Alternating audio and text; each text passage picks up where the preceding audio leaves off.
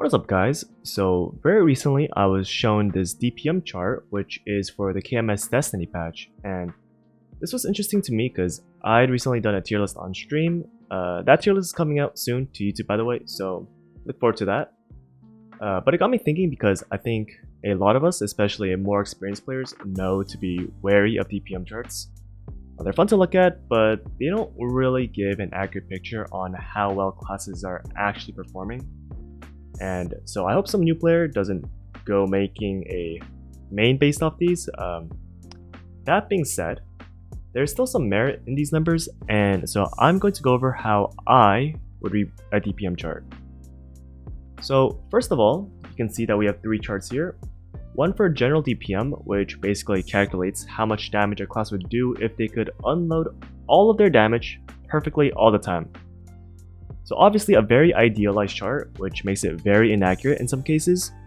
However, what it does show us is the ceiling for each class. The middle chart is for a 15-second duration while using Roar 4, which is Ring of Restraint 4. That is to show each class's burst potential because most of the burst happens within these 15 seconds, every bind or whatever. Now this is actually pretty accurate because generally in those 15 seconds, most classes can do a pretty good job of unloading all of their damage, so the relative numbers here are not too bad. The third chart here is for a 40-second duration, which I personally don't think is that useful, at least much less useful than the first two charts. I guess it's for H-Lucid Phase 3, but in general, in 40 seconds you're going to start seeing variations and inaccuracies due to realistic boss scenarios. Sort of like the first chart. So with that out of the way, what are the things you have to consider if you want to read this chart better?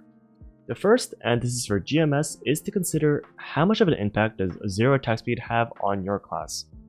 Obviously, this was calculated for KMS, and so they don't have the higher attack speed. Generally, classes that are largely dependent on hurricane skills will suffer a pretty big damage loss relative to non-hurricane skills. For example, Bowmaster here is 10th, but most of their damage comes from hurricane skills, and so what you're going to see is they're going to drop quite a lot of ranks in GMS. Exactly how far a class moves down is dependent on what portion of their damage is hurricane, and so I can't give an exact number. I guess it's more accurate to say that rather than hurricane classes moving down, every other class that benefits from a higher attack speed is moving up, but regardless, the result is the same. The other thing to consider is how easily does your class do damage outside of burst. Generally, classes that have high utility like iframes or mobility will have an easier time doing damage because they can spend less time dodging boss mechanics. In addition, some classes may require additional setup or whatever in a realistic scenario. For example, Captain, which is Corsair in GMS, is very high on the overall DPM chart. However, Corsair players will know that in a lot of bosses, you're going to have to keep wasting time in order to reposition your summon attacks, which will obviously lower your damage output. Meanwhile, a class like Shadower has very little maintenance and can achieve this theoretical damage ceiling much easier.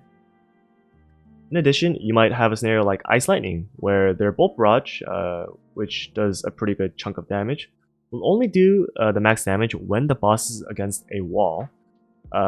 So basically, when considering your class, you have to think about how much of this potential can your class actually fulfill.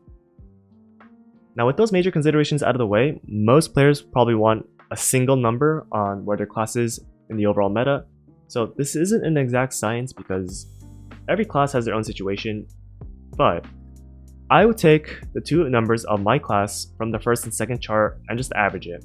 And then I would take into considerations the thing I mentioned earlier, which if my class is heavily hurricane dependent, then I would move my class down some ranks.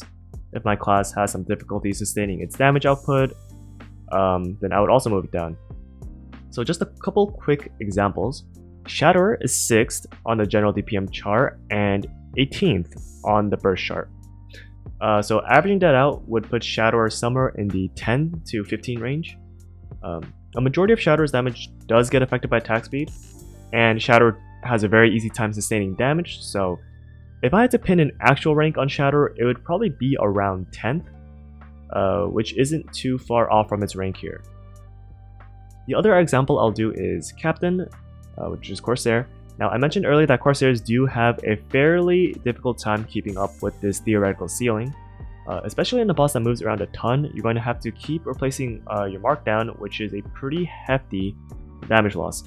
On top of that, most of Corsair's damage does come from hurricane skills and summons, which don't get affected by attack speed. So, while Corsair's rank here is 3rd in general and 20th in burst, in GMS I would probably be placing them somewhere in the lower quadrant. And yeah, that is how I would go about reading these DPM charts.